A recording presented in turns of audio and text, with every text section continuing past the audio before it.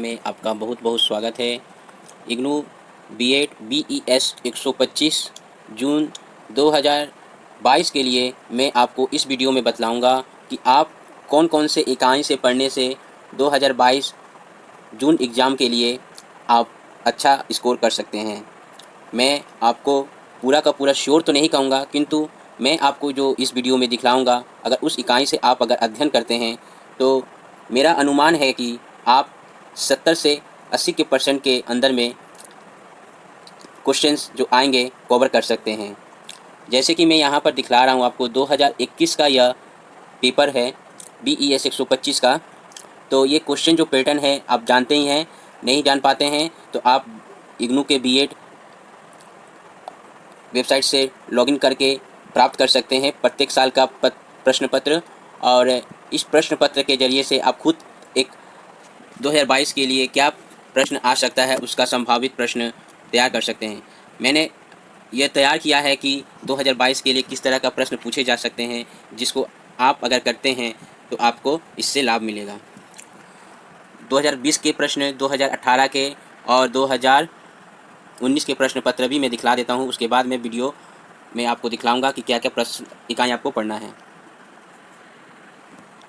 ये जो देख पा रहे हैं 2020 में जून सेशन का प्रश्न पत्र BES 125 का है, जिसमें से आपका ये इंग्लिश वर्जन में है और ठीक इसके नीचे में हिंदी में दिया हुआ है।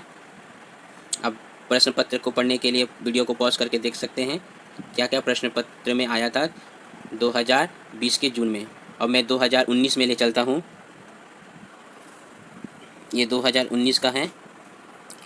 जो असाइनमेंट का क्वेश्चंस आते हैं वो आपका रिटन एग्ज़ाम में नहीं आता है।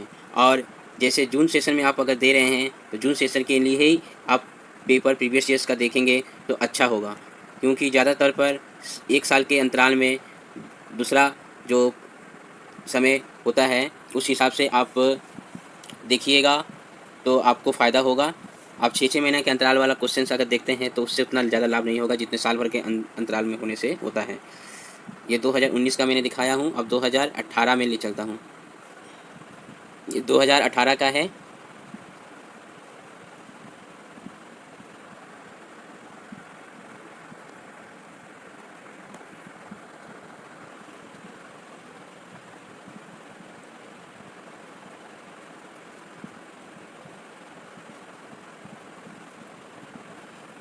इस तरह से प्रश्न पूछा गया 2018, 19, 20 और 21 का मैंने दिखलाया। अब मैं ले चलता हूँ कि कौन कौन से इम्पोर्टेंट इकाई जो है आपको पढ़ने से अच्छा होगा। ये जो मैं आपके समक्ष प्रस्तुत कर रहा हूँ, मैंने इन चारों साल के क्वेश्चन पेपर्स को अच्छी तरह से देखकर उसके हिसाब से 2022 के लिए तैयार किया हूँ। आप इसमें संशोधन करके अपने हिसाब से कुछ और भी डाल सकते हैं, पढ़ सकते हैं। अब जैसे कि परिभाषाएं हैं, प्रत्येक इकाई के शुरुआत में जो परिभाषा होते हैं उनके बारे में जानकर उसके बाद पढ़ने से बेहतर होता है। अभी के लिए आप समय तो ज़्यादा नहीं है। BES 125 का जो एग्ज़ाम है आपका 27/8/2022 को है, तो इस हिसाब से मैंने इसको सेट किया हूँ। अब इतने कम समय में आप अगर इससे पढ़ लेते हैं लगभग 70% आपका कवर हो जाता है। यहाँ पर मैं आपको यह बतलाना चाहता हूँ कि आप इसे श्योर ना हो, लेकिन आप एक इससे रास्ता अपनाकर अपना एग्ज़ाम को बेहतर कर सकते हैं। चलिए, इकाई 1.4 में क्या है, ज्ञान एवं सूचना है। इकाई 1.72 में आपका शास्त्र की विशेषताएं हैं। मैं केवल आप पाठ का नाम बता देता हूं, आप देख लीजिए। इकाई 2 का 5 में तीसरा नंबर में ऐतिहासिक परिप्रेक्ष्य है। इकाई 2 से यहाँ पर आप देख पा रहे हैं भाषा का अन्य शास्त्रों के साथ अंतर संबंध है।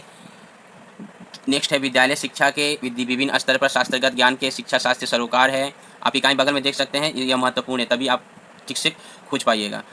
विद्यालय विषयों में शास्त्रगत ज्ञान और शिक्षण शास्त्र उपागम है। विद्यालयों विषयों की संरचना, उसके बाद विद्यालय विषयों की संरचना, शैक्षिक एवं शिक्षा शास्त्रीय समझ, विद्यार्थी केंद्रित शिक्षण शास्त्र क्या है, ज्ञान की रचना हेतु विद्यार्थी केंद्रित शिक्षण, विद्यालयी विषयों के संगठन के आधार, और अंतिम में है विद्यार्थियों के लिए विषय शाखाओं और विषयों के चयन के विकल्प। इन सारे इकाइयों से आप अगर अध्ययन करते हैं तो आपका लगभग बहुत सारे प्रश्न मिलने की संभावना बन जाएगी। आशा करता हूँ अगर मेरा यह प्रयास अच्छा लगा हो तो ज़रूर से ज़रूर वीडियो को लाइक, और एग्ज़ाम में आप बैठने वाले हैं तो ज़रूर से ज़रूर सब्सक्राइब कर लें, क्योंकि नेक्स्ट टाइम पर अगला सब्जेक्ट का मैं बनाऊंगा और आपके समक्ष प्रस्तुत करूंगा, और इससे आपको सब्सक्राइब करने से प्राप्त भी हो जाएगी नोटिफिकेशन। और अपने दोस्तों में ज़रूर से ज़रूर से शेयर करिएगा। बहुत बहुत धन्यवाद।